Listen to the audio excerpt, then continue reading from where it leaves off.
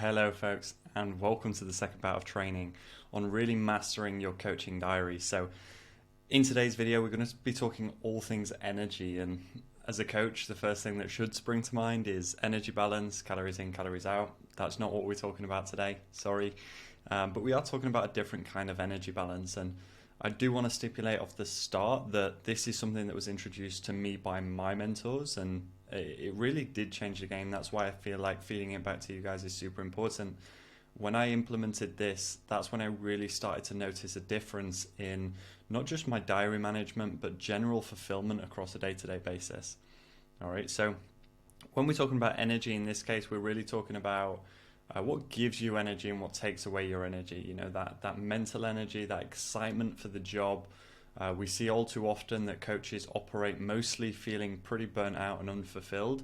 And obviously over time that's going to manifest in either not staying in this career for very long or going 5-10 years down the line and you're not really having much to show for it. You're not impressed or proud of the work that you've done for the past decade. So we obviously don't want to get to that spot. So let's nip it in the bud. Let's focus on what we can focus on. And today it's all about balancing this energy equation. Okay, so there's 2 tasks for today that I'm going to need you to do. You can either do this along with the video or you can do it after the video if you just want to absorb what we're talking about. The first thing you're going to do is you're going to write a list. You're going to write a list of what gives you energy and what drains your energy. All right, on the left hand side you're going to write everything down in your day-to-day that gives you energy, that you feel after doing you just have a little bit more motivation, excitement, inspiration for the job. It might be environments, it might be people, or it might be things, it might be actions. All right, but you're going to write all of that down on the left-hand column. So for me personally, it's things like training. I know that once I trained this morning, I know that I'm a little bit more excitable, you know, I've got good energy for the rest of the day. For me, training gives me life, literally. Delivering group calls, I find that when I deliver education, especially in a group setting, that I find my personality kind of coming out a little bit. I like to think of myself as an educator, a teacher. It's something that I love to do, to relay information. So again, that gives me quite a lot of energy. Adherent clients. When I'm doing check-ins and I see that a client's adhered to the plan fully, that gives me a lot of energy. It gives me a lot of excitement. I can see the rate of progress they're making, and again, it feels like a very rewarding thing. There's places as well. Being in my office, I really enjoy being in my office. It's something that I've created and built over time to really buffer my productivity and creativity as well. So being in my office does give me a lot of energy, especially when it comes to work. But also being in coffee shops, being around other people, gives me a lot of energy. I tend to find that I procrastinate a lot less when I'm around other people. I just kind of crack on with the work, and it's like the hustle and bustle around me just kind of motivates me to get on and do things. And then the last thing is walks. I know that if I get a walk in on a daily basis at some point, that it buffers again my creativity, and once I get inside, I'm kind of ready and feeling quite refreshed in terms of the next workload. On the flip side, there are things that drain your energy as well. So you're going to write that in the right-hand column. Anything that might drain your energy. And again, make this very true and personal to you. So you're going to write, you know, things that take your energy. And again, it can be actions, environments, people. Just be as honest as you can, because the more honesty you've got, the better your second task will be. So for me, it's things like too much screen time. I know that if I'm on my computer, my laptop, my phone too much, like consuming stuff, or generally if I put too much computer time back to back, once I finish that, I'm literally dead to the world. Like I really struggle to organize my thoughts, my mind. I feel very drained. Negative clients, not necessarily non-adherent clients, but negative clients that refuse to see opportunity and positivity in their day-to-day. That definitely drains my energy. And I can imagine it does for a lot of you guys. We would label them as like energy vampires. They take away a lot of our energy, and we feel like when we give a lot to them, that can leave us feeling fairly drained. Unplanned days, for me, if I don't have anything to do on a day-to-day basis, and this is often why I end up working when I have a day off, is because actually unplanned days leave me feeling quite drained. I can't just do nothing. I can't lay in bed for hours on a morning. Like, I have to get up and do something. I can sit and watch films and stuff like that, but it has to kind of be a part of the plan.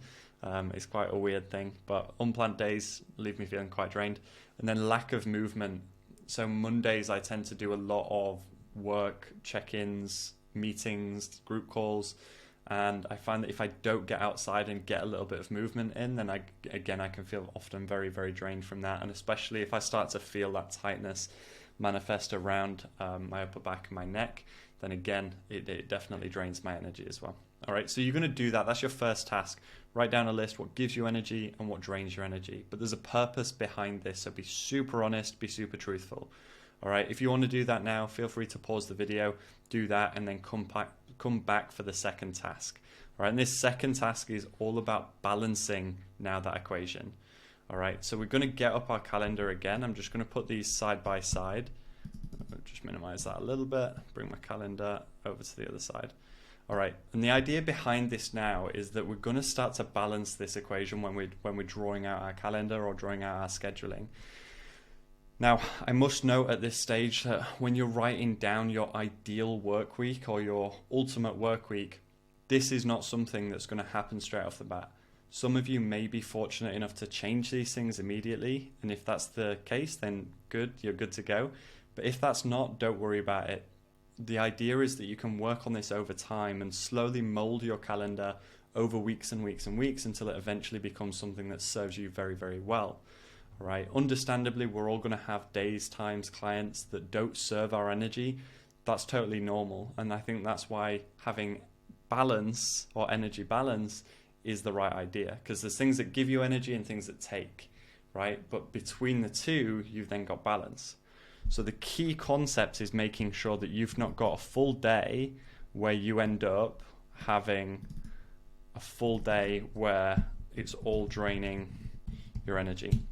Because what's going to happen from that is if from 6 a.m. in the morning right through to the evening, you have all the tasks in your diary and all the environments in your diary that drain your energy, then firstly, this is going to be a day that you fucking despise. Like, you're going to hate this. On a Monday, you're going to be stressed about Tuesdays. On a Wednesday, you're going to be burnt out, right? And that, as you can imagine, although it's a one-day thing, you've already spilt into Monday's energy and Wednesday's energy as well. All right. So the idea is that you would start to balance out these tasks and environments. If you're in a gym setting that doesn't inspire you and you've got a shift from, let's say, 2 right through till 7 or 8, and this is, let's say, your gym shift and you hate the gym you're in, right? So gym shift and it's a drain. All right. I didn't close the bracket on that, but the gym shift and it's a drain. Okay, so if that is the case, then you need to make sure that the rest of that day is spent on things that give you energy, and thus you've got balance. All right, so I might make sure I get some training in here, for example. Training. Because if I get training in, that's giving me energy. From here, I might make sure that I go for a walk or go to a coffee shop. Right? And do you see how we're starting to create this balanced equation now where we've got things that give us energy and then we've got things that take it away as well? All right, so that's going to be your task. And really the idea is if you do notice any particular days where you've got a lot of tasks back to back that drain your energy, or clients back to back that drain your energy, then you would start to move those pieces around until your energy is kind of always on the up and down, which means that on a morning, you might have something to look forward to on an afternoon or evening, or vice versa. On a morning, you know that in the evening, you've got something that kind of drains your energy. It's not great. However, you do something for yourself in the morning. All right. A good way to exemplify this is actually something that monks do quite a lot. And if anyone has read or listened to Jay Shetty's stuff, he talks about it quite a lot. A lot of what a monk's day will look like is serving yourself first and then serving others, right? And that's how they split up their day. The first part of their day is spent serving themselves, and then the second part of their day is spent serving others. And we can very much see that like our energy. So often things that drain our energy that we have to do probably involve serving others. Otherwise we wouldn't do them. It doesn't serve us, it serves others. Things that give energy often serve us a lot better. So you need to split your day down the middle and say, okay, I need to choose tasks that both serve me and serve others in order to have that concept of balance, I guess. All right, so that's what I want you guys to do. It's a very, very simple task, but if you do this well, I promise you that your day-to-day will feel much, much better. And you can even start to tweak things even better to make some tasks more effective. So for example, if you've always got 11 a.m.s free across the board and you put in like sales into that time. So these are when you have your sales calls. All right. And maybe you've got a Calendly linked up to this. So you always have sales calls here. What do you want to be in a state of when you're doing these sales calls? To be the best salesman you can be, to be selling a product that you truly believe in and giving energy into that sales call. You probably want your energy to be pretty high, right? That's often going to lead to a much more successful sales call. If your energy is low, you ain't doing well on that sales call, right? Because the person's going to get that feedback straight away that your energy isn't in a great place, and they're not going to want to buy from you. They're not going to want to work with you. Okay, so how do we make sure our energy is high before that sales call? Well, we do something here that gives us energy. So we might do training, or we might do group call, whatever gives us energy, whatever I've written down that gives us energy. And we do that first. And then as you can imagine, if you do that before your sales call, that sales call is going to be far more successful because your energy is on the up, right? So this is how we can start to play about and toy with our diary in a way that makes our tasks far more effective. We always set ourselves up for the next task very, very well.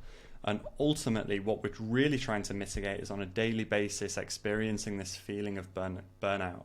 Right? Burnout essentially is that you've got a diary full of tasks that drain your energy and you're not prioritizing anything that gives it back. All right, that's going to be what burnout is. Hence why some people can work 70-hour weeks and not feel burnt out. And hence why you might be working a 30-hour week and feeling burnt out, right? Because burnout is just a mismanagement of energy, all right? And honestly, like I said, going back to the start, when this was introduced to me as a concept, it made a massive difference to how I operated my business, made a massive difference to my diary management, and ultimately it took a huge toll on things like my sales success, my interactions with my clients, and my client service got better. All these things started to just become better because I was more aware of, oh, how does that affect my energy? Is that a drainer, or is that giving energy back? And how can I place that in my diary in a way that serves me better? All right. So again, guys, implement this. It's not useful unless you implement it, unless you trial it. Okay. So do these 2 tasks, start to build that ultimate work week and what that looks like for you. And guys, I really hope you found this valuable. If you did, please let me know. Drop me a message on Instagram.